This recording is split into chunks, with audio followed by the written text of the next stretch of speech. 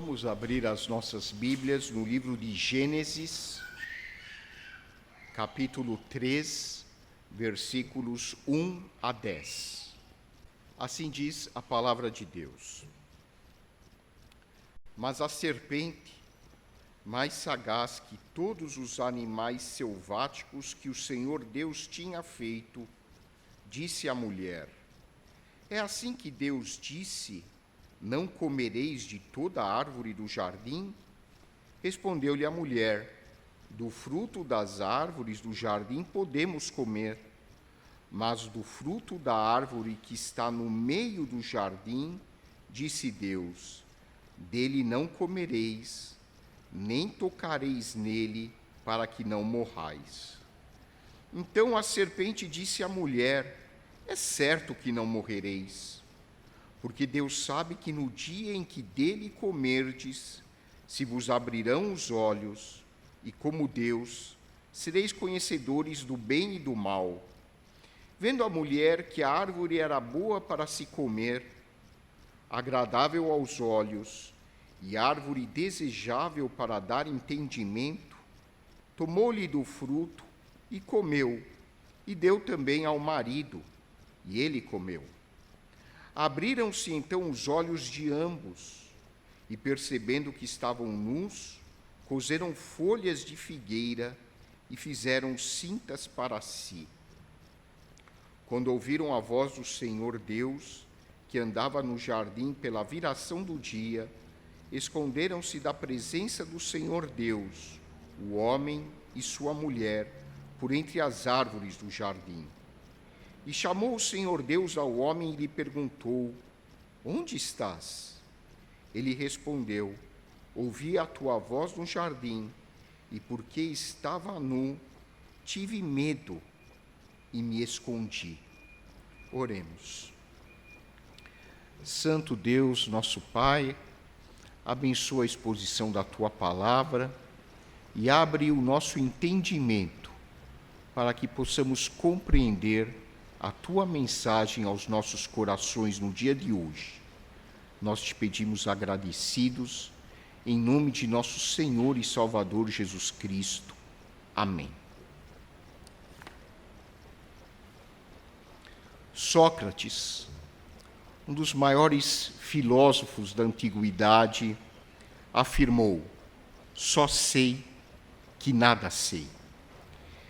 Em outras palavras, a sabedoria consiste, antes de mais nada, em nós reconhecermos a nossa própria ignorância. A sabedoria consiste, essencialmente, em dar um primeiro passo, que é reconhecer os nossos limites, os limites do nosso conhecimento. A afirmação de Sócrates destaca a humildade como um fator primordial para nós adquirirmos a verdadeira sabedoria. Acredito que você concorde comigo. Hoje, o que o nosso mundo mais precisa é de sabedoria, é de prudência. Aristóteles afirmou que o sábio nunca diz tudo o que pensa, mas pensa sempre tudo o que diz. Como o mundo seria melhor se nós seguíssemos essa frase de Aristóteles? Quantos relacionamentos durariam mais? Quantas relações seriam restauradas se as pessoas fossem simplesmente prudentes e não dizerem tudo aquilo que pensam, mas pensarem em tudo aquilo que vão dizer? Confúcio disse que saber o que é certo e não o fazer é a pior das covardias. Esse filósofo chinês, que viveu cerca de 500 anos antes de Cristo, enfatizava a necessidade de uma sabedoria prática, de uma sabedoria que leva o ser humano à ação. E isso tem correlação com aquilo que Tiago nos ensina no Novo Testamento, que a fé sem obras é morta. A sabedoria ao longo dos séculos tem sido objeto de reflexão de grandes mentes. Como o nosso mundo hoje precisa de sabedoria. Nesses dias, a imprensa divulgou um bate-boca entre dois líderes mundiais famosos. Um líder da maior potência econômica e militar do planeta. O outro, um líder de uma nação invadida. E, para surpresa de todos, houve um verdadeiro bate-boca no meio da discussão desses dois líderes mundiais. E, de acordo com os cientistas políticos, de acordo com os comentaristas, a repercussão deste bate-boca pode ter consequências imprevisíveis, a ponto de mudar toda a geopolítica mundial, a ponto de modificar relações que antes eram consideradas sólidas entre os países. Na minha reflexão pessoal, e talvez você pense da mesma forma, quem poderia imaginar que potências antes arqui-inimigas viriam a se aliar em torno de interesses comuns e deixar de lado nações que antes eram consideradas aliadas? O mundo está vivendo uma verdadeira turbulência em todos os sentidos. As mudanças no mundo contemporâneo ocorrem em uma velocidade que o nosso cérebro não é projetado para assimilar. Nós estamos vivendo, meus queridos amigos e irmãos, mudanças radicais na estrutura da sociedade, na estrutura da educação, da cultura, da política, em um ritmo alucinante. E nós não estamos dando conta para processar todas as informações que estão chegando até nós. Mas uma coisa é certa: a sabedoria é o único caminho viável para a preservação da espécie humana e para a convivência civilizada entre as nações. O contexto sociopolítico atual é marcado por desafios globais que estão interconectados. E isso exige a busca de sabedoria para que a espécie humana possa ser preservada. Nós estamos vivendo mudanças climáticas antes nunca registradas na história. É só olhar para vocês se abanando sem parar. Mudanças climáticas, aquecimento global, destruição da camada de ozônio da atmosfera. De acordo com muitos cientistas, se nada for feito, esse planeta não passa de mais 100 anos. Se nada for feito, em 100 anos, uma porcentagem significativa da população mundial não terá mais acesso à água potável. Estamos vivendo uma desigualdade social violenta, conflitos geopolíticos e um avanço tecnológico que, apesar de ter o seu lado útil, está gerando crises difíceis de administrar, porque nós não sabemos quais as consequências a longo prazo do uso, por exemplo, da inteligência artificial. Só para falar na questão do emprego, existem projeções. No campo da medicina isso é certo, eu sei que também no campo da engenharia isso é certo, mas isso acontece em vários ramos das profissões. Muitos ficarão desempregados, muitas especialidades e profissões vão desaparecer por causa da inteligência artificial. E eu não estou falando mal da inteligência artificial. Ela é necessária, mas eu estou simplesmente mostrando que existem efeitos colaterais que nós hoje ainda não estamos preparados para lidar. Como apontaram os grandes filósofos da humanidade, nós precisamos de sabedoria. A pergunta que surge agora é: mas que tipo de sabedoria? Esse é o ponto. Que precisamos de sabedoria, isso é certo. Mas que tipo de sabedoria? O ser humano, na sua genialidade, conseguiu inventar o avião. Pouco tempo depois da invenção do avião, pouquíssimo tempo depois, o avião foi utilizado como instrumento de guerra. O ser humano, na sua genialidade, conseguiu descobrir os princípios do funcionamento do núcleo dos átomos. Surgiu a física quântica. Pouco tempo depois dessa descoberta, inventaram a bomba atômica. Ou seja, existe um tipo de sabedoria que, ao invés de trazer benefícios para a humanidade, leva o ser humano à autodestruição.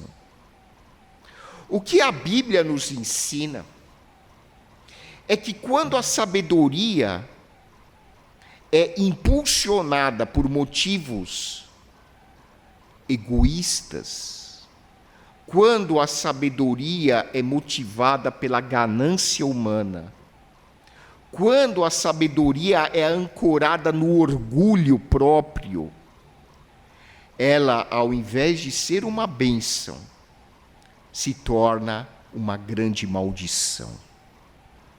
E o primeiro livro da Bíblia, o livro de Gênesis, ensina essa verdade com maestria. Esse capítulo 3 segue um estilo típico dos antigos mestres hebreus. O capítulo 3 emprega uma forma de literatura que é uma narrativa poética que nós poderíamos chamar de semi-alegoria. Os antigos mestres hebreus, para ensinarem grandes verdades para a sociedade, usavam narrativas poéticas que combinavam elementos históricos com elementos míticos. Então, essas narrativas combinam fatos que aconteceram com elementos míticos, fantasiosos, e com essa conjugação, os mestres hebreus ensinavam verdades profundas. E esse é o caso desses primeiros capítulos do livro de Gênesis. O livro de Gênesis mostra que adquirir a verdadeira sabedoria depende da nossa posição existencial diante de Deus. A pergunta de Deus a Adão, onde estás? Reflete a principal preocupação do Criador em relação ao ser humano. Onde ele se encontra existencialmente falando? Qual é sua posição diante de Deus. Onde estás? Onde eu estou? Onde você está, existencialmente falando? Onde eu estou em relação a Deus? Essa é a grande pergunta que antecede a verdadeira busca pela sabedoria. O que essa história bíblica tem a nos dizer sobre a nossa posição espiritual? A história descrita em Gênesis capítulo 3 mostra as consequências do nosso distanciamento em relação a Deus. E a primeira consequência do nosso distanciamento em relação a Deus é a ilusão. Eric Berne, o criador da análise transacional, dizia que a ilusão é a raiz de praticamente todos os distúrbios psicológicos do ser humano. O que é ilusão? Ilusão é uma distorção da realidade. Ilusão é uma percepção falsa da realidade. Vou dar um exemplo simples. Como a minha esposa bem sabe, eu estou com uma barriga que eu estou fazendo de tudo para perder. Mas uma das coisas mais prazerosas é ficar em frente àqueles espelhos que fazem a gente parecer magro. Você já se olhou num desses espelhos? O problema é que você tem que pagar, em geral, para ficar na frente de um desses espelhos. Quando você paga e fica na frente desses espelhos, aparece a minha imagem magro, sem barriga. O que esse espelho fez? Ele provocou uma ilusão em mim. Ele distorceu a minha percepção da realidade, porque a barriga, lamentavelmente, continua na sua posição original, porém, eu me vejo de uma outra maneira. E o pecado, que é a nossa alienação em relação a Deus, provoca uma ilusão em nós. O pecado nos leva a distorcer a realidade. E nós passamos a enxergar a realidade de uma maneira diferente da que ela é em essência. E a serpente é utilizada aqui em Gênesis capítulo 3, porque no Antigo Oriente, a serpente era um símbolo da astúcia humana. A serpente era cultuada nas religiões pagãs como um instrumento que podia trazer cura, como um animal que refletia a sabedoria, a esperteza humana. Até hoje, o símbolo da medicina é uma cobra, é uma serpente. Astúcia humana. Adão, na verdade, é muito mais do que uma pessoa. A palavra Adam em hebraico significa ser humano. E vem da palavra Adamá, que significa terra. Adão simboliza o ser humano cuja origem é terrena. Eva vem de uma palavra hebraica que significa fonte de vida. Ou seja, o autor deste capítulo emprega figuras humanas, mas cujo significado é supra-histórico. O capítulo de Gênesis 3 nos ensina verdades que não aconteceram apenas num momento isolado da história, mas são verdades que se repetem ao longo da vida de cada um de nós. A serpente representa as nossas dúvidas existenciais, as nossas tentações internas, quando os nossos olhos não estão focados em Deus. E a serpente então fala para Eva: Eva, é verdade isso que Deus falou, que você não deve comer de nenhum fruto da árvore? É uma distorção, porque Deus jamais disse para Eva que ela não deveria comer de nenhum fruto. Deus simplesmente disse que do fruto do conhecimento do bem e do mal, ela não deveria comer. Mas Eva responde a esse questionamento mental, talvez num diálogo interno que ela estava tendo naquele momento. Não, eu posso comer de todas as árvores, do fruto de todas as árvores, mas eu não posso comer especificamente do fruto da árvore do conhecimento do bem e do mal, e também não posso nem tocar nesse fruto, porque no dia em que eu comer ou tocar o fruto, eu vou morrer. Mais uma distorção equivocada. Deus não disse para ela que ela não poderia tocar no fruto, disse simplesmente para ela não comer do fruto. E aqui o mestre hebreu, autor deste capítulo, ensina de uma maneira fantástica como age a religiosidade humana que não está enraizada em Deus. A religiosidade humana cria proibições que Deus nunca colocou para o ser humano. A religiosidade humana é fértil em escravizar o ser humano e obrigá-lo a fazer rituais que nunca tiveram a sua origem em Deus. Nós, na nossa mente, criamos falsas proibições e achamos que estamos sendo religiosos ao seguir essas falsas proibições.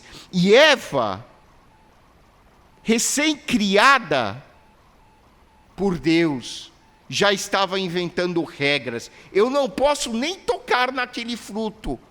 Fantasia da sua imaginação. Deus nunca havia colocado essa proibição. Isso é fruto de uma religiosidade que já está se afastando do Criador. Em seguida, a serpente diz assim: olha, é certo que você não vai morrer. E quantas vezes a nossa serpente interior diz assim: bobagem isso que Deus está falando. É claro que isso não vai acontecer na sua vida. Pode desobedecer a Deus, ninguém é tão certinho não. A nossa cobra interna nos diz muitas vezes: é só dessa vez, tudo bem, desencana, não vai acontecer nada com você. E a gente quebra a cara. É só nós darmos ouvidos à nossa mente carnal que nós cometemos grandes erros e sofremos as consequências disso, às vezes, até o último dia de nossas vidas.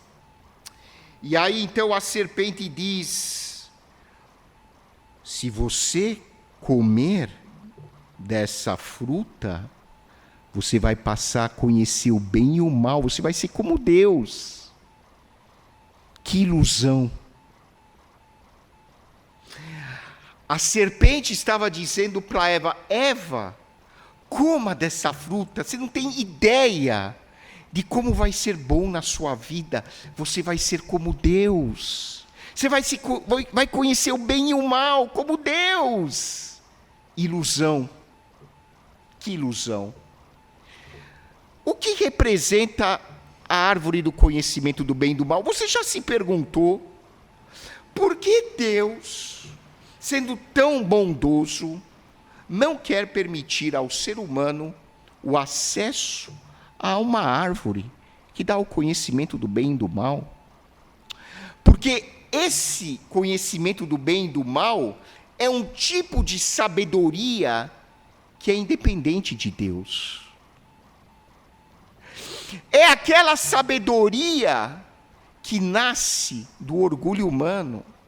É aquela sabedoria que quer adquirir autonomia em relação a Deus. É aquela sabedoria humana que diz: Deus, eu não preciso de você. Eu posso descobrir as coisas sozinho na minha vida. É igualzinho a um adolescente rebelde que se recusa a ouvir a voz dos pais porque ele acha que ele é independente e que ele já é autônomo e que ele já tem maturidade para decidir as coisas por si só. Por isso que muitos teólogos dizem que Gênesis 3 é um retrato do desenvolvimento da personalidade humana. Eva está retratando a famosa crise da adolescência, só que num sentido existencial do ser humano. O ser humano dizendo para Deus: Deus, você já fez a sua parte, eu faço a minha agora, não preciso de ti. Eu posso tocar a vida sem a sua bênção. Que ilusão! E a ilusão é o primeiro passo do pecado. Porque o pecado distorce a nossa percepção e faz a gente acreditar que a vida sem Deus é possível e não é.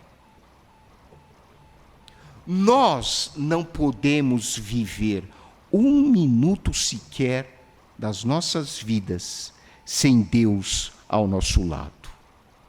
Nós somos carentes de Deus. Nós precisamos da orientação de Deus diariamente.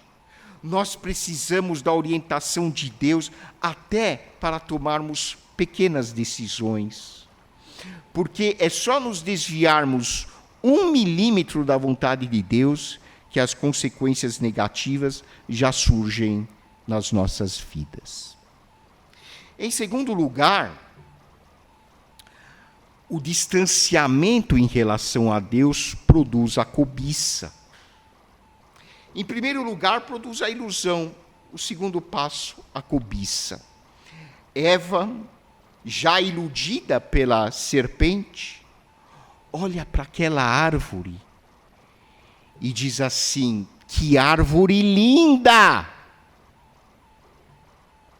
Gente, que frutos maravilhoso! Esse fruto é tão bonito que eu posso até me pentear na frente dele, de tão lustroso que ele é. Essa fruta deve ter um sabor que nem nos melhores supermercados de São Paulo eu encontro, nem pagando o dobro do preço. E tem mais. Essa fruta vai me dar a independência em relação a Deus. Essa fruta vai me dar a sabedoria que eu tanto pedi. Vai me dar esperteza, vai me dar astúcia. Eu não vou mais precisar de Deus. Cobiça. Ela cobiça aquele fruto.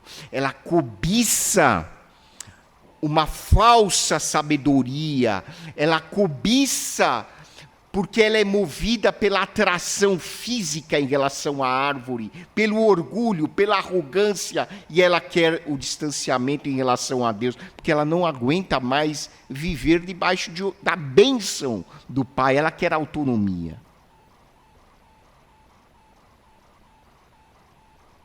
E ela, não contente com essa cobiça, ela vai lá, pega do fruto e come, e ainda dá o fruto para Adão. A narrativa poética tem um sentido profundo. Quando nós nos distanciamos de Deus, nós passamos a cobiçar coisas insignificantes. Nós passamos a endeusar elementos que não têm valor intrínseco nenhum. Eu passo a viver em função de valores que não têm sentido. Deus poderia, com certeza, dar, usando a linguagem da narrativa, frutos muito mais deliciosos do que aqueles da árvore do conhecimento do bem e do mal. Deus tinha muito mais a oferecer para Eva. E Deus tem muito a oferecer para cada um de nós em nossa vida. O problema é que nós somos iludidos e passamos a cobiçar objetos e posições e valores que são completamente destrutivos para as nossas vidas. Você quer um carro novo, um carro bonito, sem problemas. Peça para Deus. Deus, se for da tua vontade, que eu possa ter um carro assim e assim.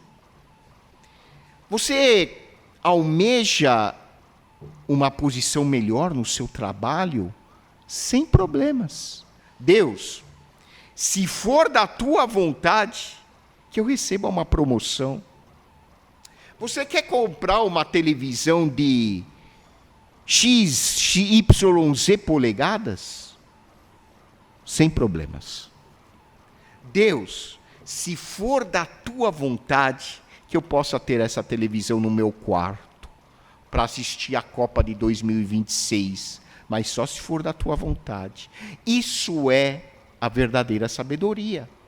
Isso é saber entregar os nossos desejos e o nosso caminho ao Criador, e Ele vai nos conduzir pelo caminho certo.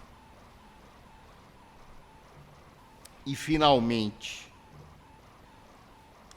o nosso distanciamento em relação a Deus produz sentimentos que nos consomem.